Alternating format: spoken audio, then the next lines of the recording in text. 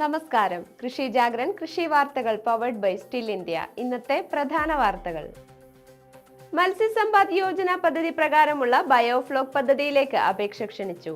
7.5 ലക്ഷം രൂപ ചിലവ് വരുന്ന യൂണിറ്റിന് 4.5 ലക്ഷം രൂപ സർക്കാർ സബ്സിഡി. കുടപ്പനക്കുന്ന് മൃഗസംരക്ഷണ പരിശീലന കേന്ദ്രത്തിൽ വെച്ച് ആട് വളർത്തൽ എന്ന വിഷയത്തിൽ പരിശീലന പരിപാടി സംഘടിപ്പിക്കുന്നു. വരും ദിവസങ്ങളിൽ സംസ്ഥാനത്ത് നേരിയ തോതിൽ മഴ ലഭിക്കും. ഇന്ന് 5 ജില്ലകളിൽ മഴ സാധ്യത.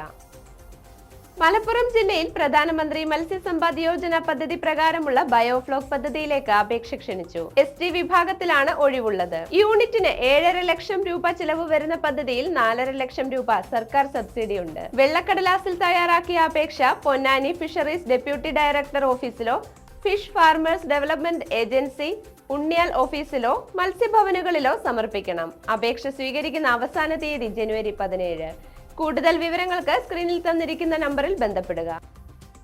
കുടപ്പനക്കുന്ന് മൃഗസംരക്ഷണ പരിശീലന കേന്ദ്രത്തിൽ വെച്ച് ജനുവരി 17, 18 തീയതികളിൽ ആട് വളർത്തൽ എന്ന വിഷയത്തിൽ പരിശീലന പരിപാടി സംഘടിപ്പിക്കുന്നു.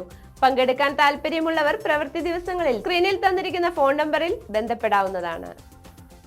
വരും ദിവസങ്ങളിൽ സംസ്ഥാനത്ത് നേരിയ തോതിൽ മഴ ലഭിക്കുമെന്ന് കേന്ദ്ര കാലാവസ്ഥാ വകുപ്പിന്റെ മുന്നറിയിപ്പ്. ഇന്ന് പത്തനംതിട്ട, ആലപ്പുഴ, കോട്ടയം, എറണാകുളം, ഇടുക്കി ജില്ലകളിലാണ് മഴ സാധ്യതയുള്ളത്. നേരിയ ഇടത്തരം മഴയ്ക്കുള്ള സാധ്യതയായ ഗ്രീൻ അലർട്ടാണ് ഈ ജില്ലകളിൽ നിലനിൽക്കുന്നത്.